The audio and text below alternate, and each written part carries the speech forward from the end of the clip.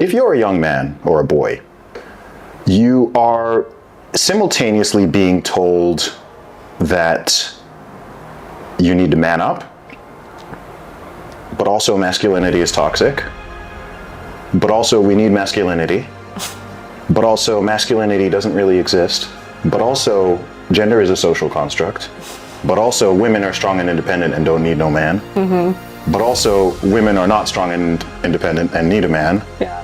A man. Yeah.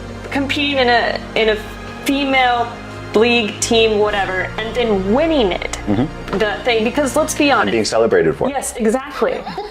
Honestly. It's so goofy. This is what I mean. It's unbelievably goofy. I think you put out a tweet the other day, if I'm not mistaken, about we're kind of just, there's like this single, maybe this wasn't you, but or maybe I was just thinking about familyless, kind of lost group of people who aren't getting married, who are kind of just out there looking for identity, looking for purpose. And I wonder if you could just kind of expand on that. Yeah, oh, man, all these ideas these are whole books right here. Speaking of, is that what's going to be in the book? What's the book? Yeah, it's going to cover a lot of the stuff I tweet about. It's going to be a massive expansion of it. Okay. So it's going to cover a lot of different topics. But yeah, let's talk about like the masculinity and the male-female dynamic, gender dynamics. So something that is happening, and I think something that's causing a lot of, something very obvious is that there's a lot of identity crisis going on. Like millions of young people are literally confused about what gender they are, even if they know their gender, what is their role, what's their purpose, right? And I think that there have been multiple factors in this, from the breakdown of family to the loss of traditional religion to changes in technology to there's so many factors at play here.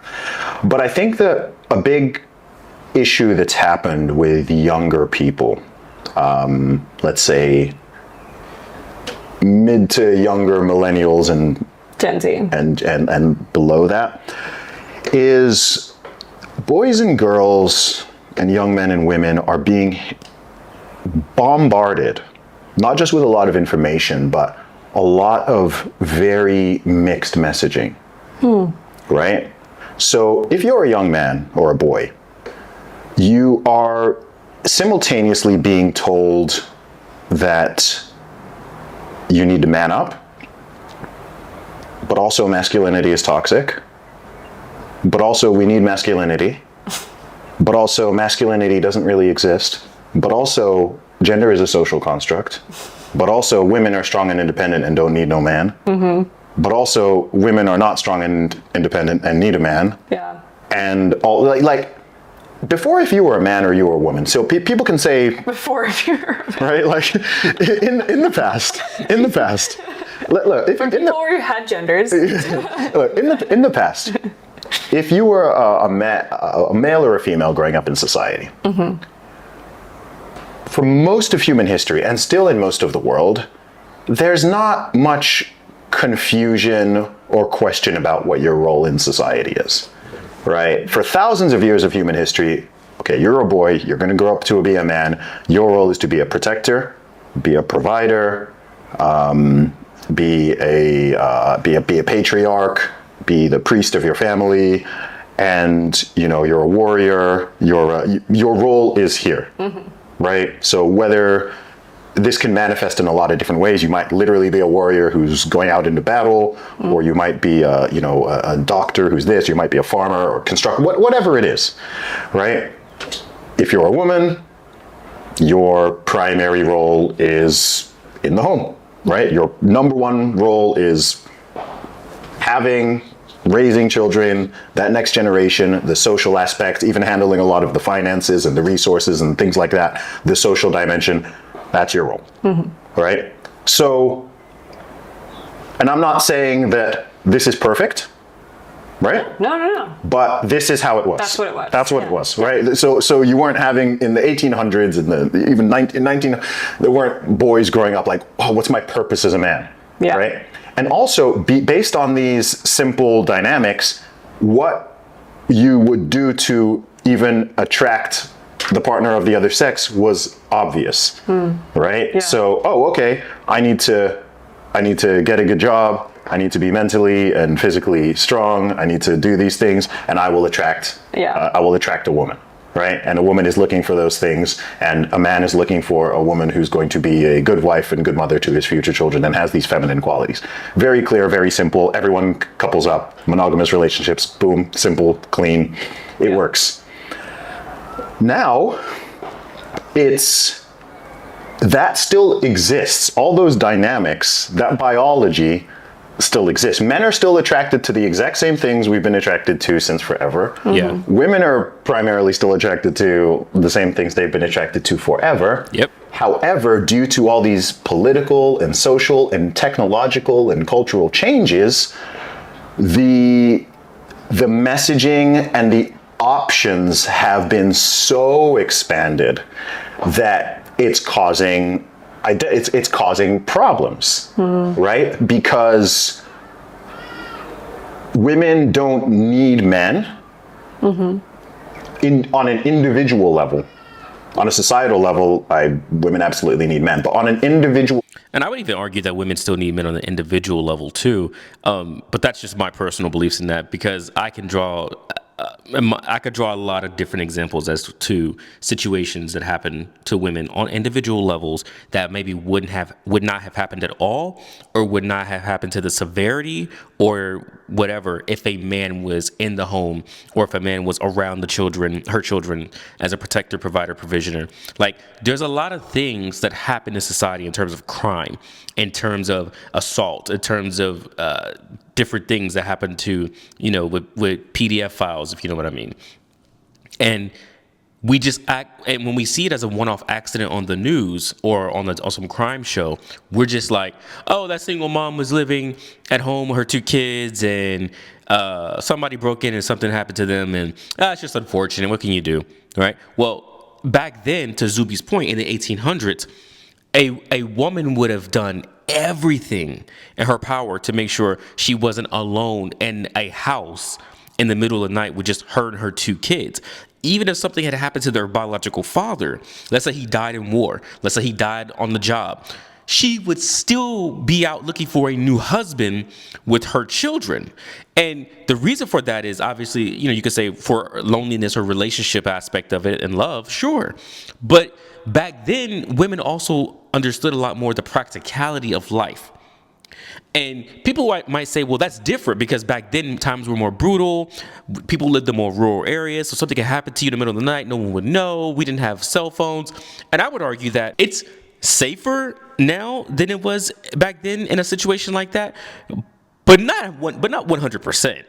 And actually, probably, you think it's probably more safer than what it actually is. At the end of the day, if you're a female who lives by yourself, and you have an apartment, and somebody breaks in the middle of the night, it is what it is. It doesn't matter if you're in New York and it happens, LA, Miami. Like, people act like things aren't happening to women who live alone in these big cities where the police precinct is only 5 minutes down the road, right? That's not going to help you.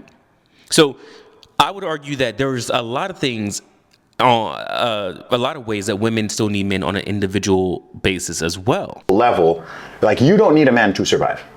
No. Okay? If you were born 200 years ago, you did. Yeah. Right? Right? Like, so, yeah, it's just facts, right? Like, and there's an upside to that. But also, it means that a man is like, well, what do I even do?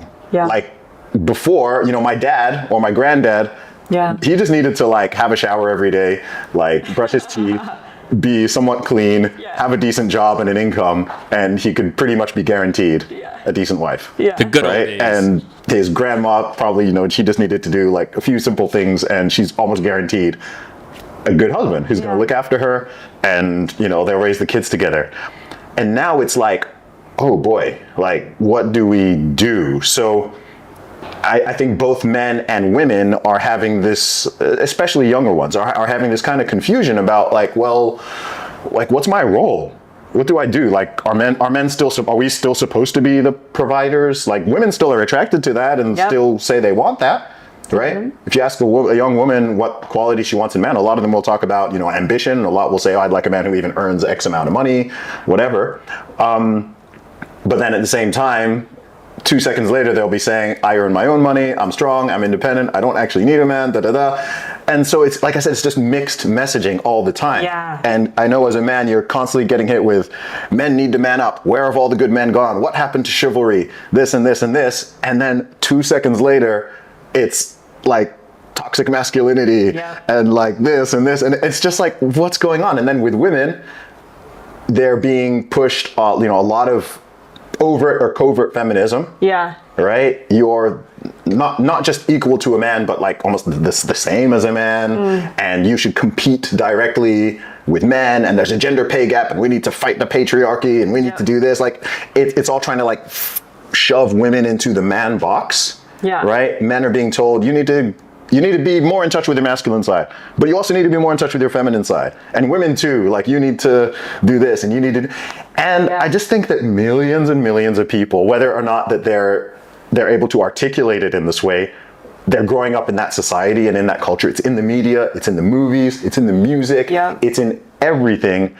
And it's just, I think it's just deranging. Yeah. I think it's just deranging. And then on top of it all, you run the sort of latest version of the gender madness program, which is that gender is just a social construct, and actually men and women are social constructs, and a man can be a woman, and a woman can be a man, and you can be neither, or you can make up your own gender, and anyone who questions that is a bigot, and this, and I just think, boy, a lot of people are just like, what do I do? Where I do think, go? I think if you're a young man, if you're an 18-year-old man or woman right now, and you're just, growing up in America, or you're growing up in the UK or whatever, it's so mixed up. It's so mixed up, right?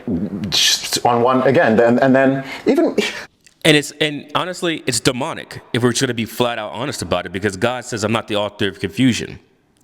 So if God is telling you I'm not the author of confusion, but everywhere you turn, you see confusion and madness and things like that, then that only points you back to one direction.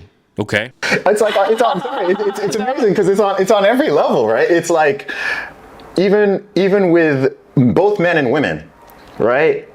And then, you've got things even like, you've got hookup culture, you've got Tinder, you've got this. It's like, being promiscuous is empowering, right? You should sleep around with whoever you want, and you should just do whatever you want. Just do whatever makes you feel happy in that moment. Just do whatever you want. Anyone who judges you or criticizes, like, they're all bad or whatever, right? But then also you've still got there's this weird clash between, this flip-flopping between the sort of traditional and conservative and the uber liberal and progressive and just, do what thou willst, but also not really. But it almost so crazy, because it almost feels like we've come back around, and you can talk a little bit about this, but on the, at least, okay, I'm going to be real honest. Yeah, do it. For transgender people, just how I am with money, I'm like, if you want to go get a surgery and do what you want to do, go ahead. Mm-hmm. But you're not allowed to, I'm sorry, you're not allowed to play sports. Yeah. And like, if you want to do that, like, I'm never going to tell, if the government's telling... Well, you can play sports, just not men against women. Yeah, you're not playing, you don't get everything, right? Yeah. It's almost like men are owning women. It's like so backwards, right? We were so like, men are, there was almost a 2016, if I had to like pick a time period, where people were like, really like rah girl boss, like kind of, let's find equality, let's find parity. Okay, so like a man competing in a female league team, whatever, and then winning it, the thing, because let's be honest, and being celebrated for. Yes, exactly.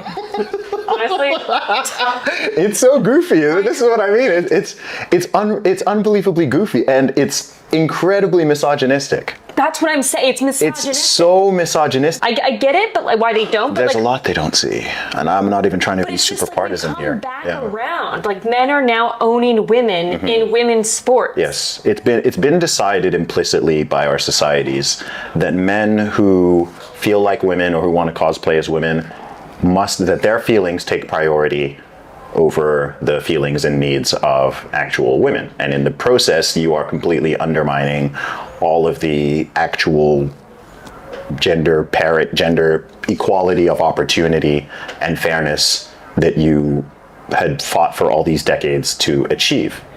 And to answer why people don't see it, okay, here's another one of my thoughts. And this is why I think that, you know, the quote unquote left, the progressive side of the left wing, has gone off the hinges in the last, especially over the past decade.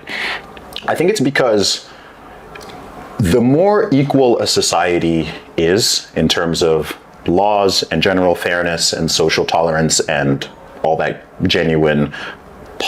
those genuine positive liberal qualities, the more the need for progressives or that wing of the left becomes, right? Again, go back to other times in history, even if you just look at the USA. There was always a group that you could make a clear-cut case, both legally and socially, was discriminated against, right? Rewind 100 years ago to 1923, okay? Where literally not everyone could vote, right? If you are of this race, you cannot vote. If you are a woman, you cannot vote. If you are this, and the actual, so this is what, you know, people were being lynched. You know, there was real racial violence. There was segregation. Hey, you can't drink at this water fountain if you're black. Hey, we're in South Africa right now. 1994, right? No, you can't be at this beach, right? This interaction, no, I can't be here in this room with you because we have different skin colors. And that's not that long ago. So on all these countries for all this time, like the progressives, the liberals had a genuine proper cause. Hey, no, we want equal rights for everybody. We want women to have equal rights for men. We want black people to have equal rights as white people. We don't want segregation. We don't want unfair discrimination. We don't want people being beaten up in the street because of their gender, because of their race, because of their sexuality, because of all these. So all this progress was made in literally under a century, right? Incredible progress. Civil rights movements. People became genuinely so much more tolerant and kind and decent towards each other. But then once you achieve that, what do you do?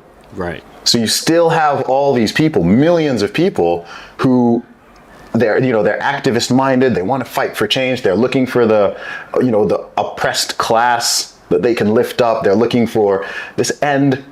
I think they're just misfiring right now. Yeah. Right? It's like they haven't just looked up and gone, hey, actually we've made some great progress over the past century. Right? So even the people who are there, trans rights or human rights, trans rights, what do people even mean? What rights do trans people not have? And I'll say this too, really quickly to sum it up. I've said this before to Zuby's point. The problem with liberal ideology is that it's destructive by its very, at its very core. He asked a question in a different video Zuby did with Dave Smith when he said, if you ask a liberal, at what state does society have to get to for you to become a conservative? Because remember, being a conservative means you're just trying to conserve something that is already there. So liberals believe that society's not good, it has never been good or perfect or whatever, and we must keep striving for better. Okay, fine. At what point, though, do you hit a society which everything is good, right? At that point, do you become a conservative or do you stay a progressive? Progressive ideology always needs to keep pushing further left because it's the very nature or intent to be a progressive means that you have to constantly be seeking a different spot than the one you're standing in. But let me know what you guys think of the video.